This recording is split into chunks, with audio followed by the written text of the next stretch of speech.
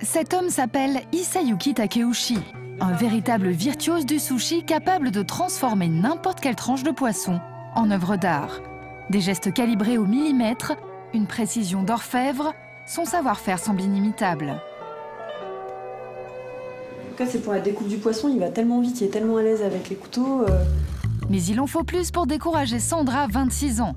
Cette folle de sushi s'est inscrite à un cours donné par Hisayuki. Objectif, faire des économies. Car Sandra dépense en moyenne 100 € par mois au restaurant japonais. Et elle n'est pas la seule. Les Français consomment aujourd'hui 12 tonnes de sushi par an. La solution pour dépenser moins, apprendre à les faire soi-même. On est prêt. On va commencer d'abord maki. Les makis, ce sont ces petits rouleaux enroulés d'algues. Au programme du cours, donc, 2 rouleaux de makis et 2 sushis, le tout au saumon. Mais avant toute chose, il faut préparer le fameux riz vinaigré. Pour ça, il faut bien sûr du riz japonais, environ 4 € le kilo. Bon, le riz. Un bol de riz. Mais faire du riz à sushi, ce n'est pas une mince affaire, c'est tout un rituel. D'abord, mettez-le à tremper pendant 1 heure minimum. Ensuite, égouttez-le, puis remettez-le dans la casserole avec un bol d'eau. Faites cuire à feu moyen jusqu'à ébullition, puis couvrez et baissez le feu au minimum. Le cuisson, c'est 45. Et ce n'est pas fini. Faites ensuite chauffer 5 centilitres de vinaigre de riz et 15 g de sucre pendant 3 minutes. Une fois que le riz est prêt, laissez-le refroidir avant d'incorporer le vinaigre sucré. Et voilà, il ne reste plus qu'à le transformer en maki. Et pour ça, il y a un accessoire indispensable. On est sur la planche. Il y a un sens? Ouais, côté la peau. Ce côté-là? Ouais. L'outil essentiel à la fabrication des fameux rouleaux, c'est la natte de bambou. On en trouve dans les épiceries asiatiques à 3 €. Voici les ingrédients pour 2 rouleaux. 120 g de riz, une feuille d'algue nori et 30 g de saumon découpé en lanières. Mais attention, pour être sûr de la fraîcheur de votre poisson, précisez bien à votre poissonnier que vous comptez le consommer cru et surtout soyez vigilant. Le chef va maintenant préparer les makis sous les yeux médusés des élèves.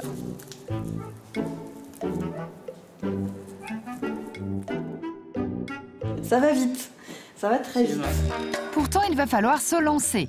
Première difficulté, prendre la bonne quantité de riz. Pour un rouleau, il faut environ 60 g.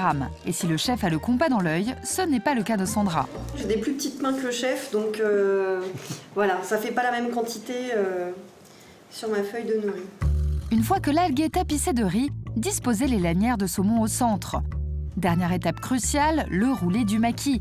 Il suffit en fait de rouler la natte en bambou, bien appuyer, puis dérouler. Ensuite, recommencez l'opération pour une meilleure tenue. Il ne reste plus qu'à découper les rouleaux. Mes premiers makis dans un cours. Voilà, avec un chef. Les makis sont prêts et maintenant place à la préparation des sushis. Le plus difficile est la découpe du saumon. Devant la dextérité du chef, Sandra est un peu paniquée. Il faudrait peut-être que je revoie avant de refaire. Mais pour le chef, tout est une question d'entraînement. Voici ses conseils pour réussir de bons sushis. Conseil numéro 1, maîtriser les quantités. 20 g de poisson, 20 g de riz. Même quantité. Je pense que c'est très important. Conseil numéro 2, travailler rapidement. Vous allez essayer de travailler le plus rapidement possible. Si vous gardez le poisson sur la main, ça chauffe. C'est vrai que ça abîme le poisson. Et bien sûr, mangez-les le plus vite possible. La leçon est terminée, prix du cours 100 €. En 1 heure, Sandra a réalisé un plateau complet, digne d'un vrai restaurant de sushi. C'est bien fait. Et puis, la taille de sushi aussi, bien. Très joli, mais aussi très économique. Au restaurant, un plateau comme celui-ci lui reviendrait à 10 € minimum. Le préparer soi-même revient à environ 3 € tout compris, soit plus de 3 fois moins cher. Un vrai bon plan. Sandra va s'empresser de rentrer pour faire goûter ses sushis à son fiancé. Barbara aussi est folle de sushi. Cette Italienne a délaissé les pâtes et les pizzas pour les boulettes de riz japonais. Mais avec elle, on est loin des sushis traditionnels. Je choisis un fruit que j'aime bien, j'aime beaucoup, la banane, parce que je voudrais faire des sushis. Car la dernière tendance en matière de sushis, c'est de les détourner. Sushis aux fruits, makis, aux légumes ou au chocolat, toutes les folies sont permises. Aujourd'hui, Barbara va préparer des makis végétariens et des sushis à la mangue en dessert. Et je commence la préparation. Pour les makis, Barbara remplace le poisson par des poivrons grillés. Et voilà le résultat. Pour ces sushis à la mangue, c'est encore plus simple. Alors maintenant que notre riz est prêt, je vais lui ajouter un peu de sirop de rose pour lui donner un bon parfum. Barbara a remplacé le vinaigre de riz par du sirop de rose. Ça marche aussi avec du lait de coco. Après, il n'y a plus qu'à déposer les tranches de mangue sur les boulettes de riz sucré. Un vrai jeu d'enfant. Bonjour. Barbara a invité ses copines avec leurs enfants à goûter ses créations. Vous pouvez prendre place. La dégustation commence par les maquis végétariens. Apparemment, les invités apprécient. Là, j'étais étonnée. C'est très beau. Et maintenant, il est temps de passer au dessert.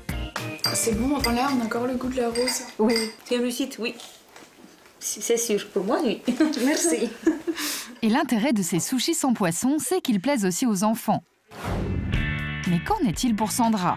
Après son cours, elle a foncé chez elle pour faire goûter ses sushis tout frais à son fiancé. Jérôme aussi est fan de poisson cru. Les sushis de Sandra seront-ils aussi bons que ceux du restaurant?